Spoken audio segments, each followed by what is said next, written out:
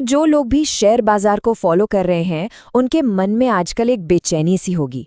Market गिरा है और अब सबके दिमाग में एक ही बड़ा सवाल घूम रहा है, ये जो गिरावट आई है ये एक मौका है या फिर एक खतरनाक जाल। आइए आज इसी गुत्थी को सुलझाते हैं। तो सवाल बहुत सीधा है। निफ्टी 50 जिसमें देश की 50 सबसे बड़ी कंपनियां शामिल हैं, अपने पीक से यानी अपने सबसे ऊंचे लेवल से काफी नीचे आ गया है। तो क्या ये पैसा लगाने का सही टाइम है? क्या इसे एक बड़े मौके की तरह देखना चाहिए? अगर आंकड़ों में बात करें तो निफ्टी 50 अपने टॉप लेवल से लगभग 12% नीचे आ चुका है। अब 12% कोई छोटी मोटी गिरावट नहीं होती, और यही वजह है कि इन्वेस्टर्स के बीच एक घबराहट का माहौल साफ साफ नजर आ रहा है। तो चलिए सबसे पहले ये समझते हैं कि बाजार का मौजूदा हाल क्या है। मतलब पैसा लगाने या न लगाने का फैसला करने से पहले ये जानना तो जरूरी है ना कि अभी मार्केट में चल क्या रहा है और बाकी लोग क्या सोच रहे हैं। देखिए, इस 12% की गिरावट ने ना इन्वेस्टर्स का कॉन्फिडेंस काफी हिला दिया है। ज्यादातर लोग अभी कोई भी बड़ा कदम उठाने से बच रहे हैं।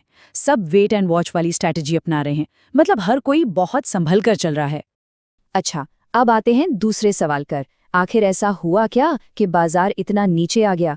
चलिए इसके पीछे जो 4 बड़े कारण हैं उनको एक एक करके समझते हैं। देखिए, इस गिरावट के पीछे कोई एक अकेली वजह नहीं है, बल्कि कई चीजें एक साथ हो रही हैं।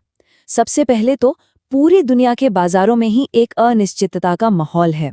दूसरा, जो विदेशी संस्थागत निवेशक हैं, जिन्हें हम FIIs कहते हैं, वो लगातार भारतीय बाजार से पैसा निकाल रहे हैं।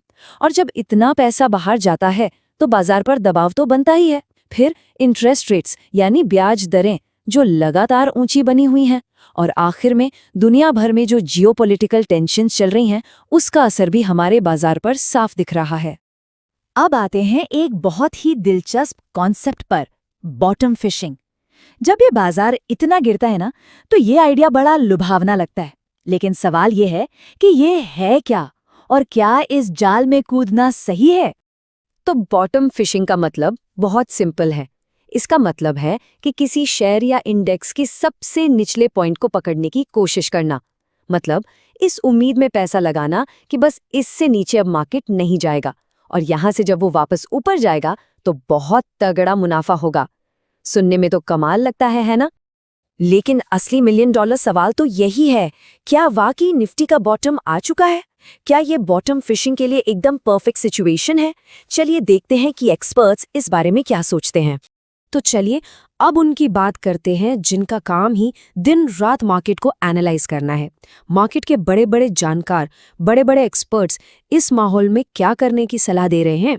ज्यादातर एक्सपर्ट्स की राय बिल्कुल साफ है। वो कह रहे हैं कि एकदम से जोश में आकर आक्रामक तरीके से अपना सारा पैसा एक साथ मार्केट में डाल देना एक बहुत बड़ी गलती हो सकती है। इससे बेहतर रणनीति ये है कि धीरे धीरे अच्छी और मजबूत कंपनियों के शेयर खरीदते रहें। लेकिन इसका एक दूसरा पहलू भी है जिसे समझना जरूरी है। कई जानकार ये भी मानते हैं कि जो लॉन्ग टर्म इन्वेस्टर्स हैं उनके लिए ऐसी गिरावट किसी ग्रेट इंडियन सेल से कम नहीं होती, क्योंकि यही वो वक्त होता है जब अच्छी फंडामेंटली स्ट्रॉन्ग कंपनियों के शेयर अच्छे खासे डिस्काउंट पर मिल जाते हैं। तो यहाँ ना 2 अलग अलग तरह की सोच सामने आती है। एक तरफ है आक्रामक सट्टेबाजी, जिसमें लोग मार्केट का एकदम बॉटम पकड़ने की कोशिश करते हैं, जो कि एक बहुत हाई रिस्क वाला दांव है। और दूसरी तरफ है धीरे धीरे किश्तों में अच्छी कंपनियों को जमा करने की स्ट्रैटेजी, जो कंपनी के फंडामेंटल्स और लॉन्ग टर्म विजन पर आधारित होती है। इसमें जाहिर है कि जोखिम काफी कम होता है। तो अब इन सारी बातों का मतलब क्या निकलता है? एक आम निवेशक को आखिर करना क्या चाहिए? चलिए अब एक ठोस प्रैक्टिकल स्ट्रैटेजी पर बात करते हैं। तो एक्सपर्ट्स के हिसाब से एक डिसिप्लिन स्ट्रैटेजी के 4 आसान से कदम हैं। नंबर 1, अग्रेसिव होकर एक ही बार में सारा पैसा लगाने से बचें। नंबर 2, धीरे धीरे इन्वेस्ट करें, जैसे SIP के जरिए करते हैं। नंबर 3, सिर्फ क्वालिटी स्टॉक्स पर फोकस करें, ऐसी कंपनियां जिनकी नींव मजबूत हो। और नंबर 4, जो कि सबसे जरूरी है, अपनी सोच को शॉर्ट टर्म से हटाकर लॉन्ग टर्म पर ले जाएं।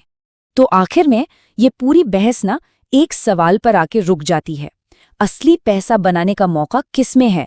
बाजार के सही समय का अंदाजा लगाने की कोशिश में, जिसे कहते हैं टाइमिंग द मार्केट, या फिर अच्छी कंपनियों में लंबे समय तक टिके रहने में, जिसे कहते हैं टाइम इन द मार्केट?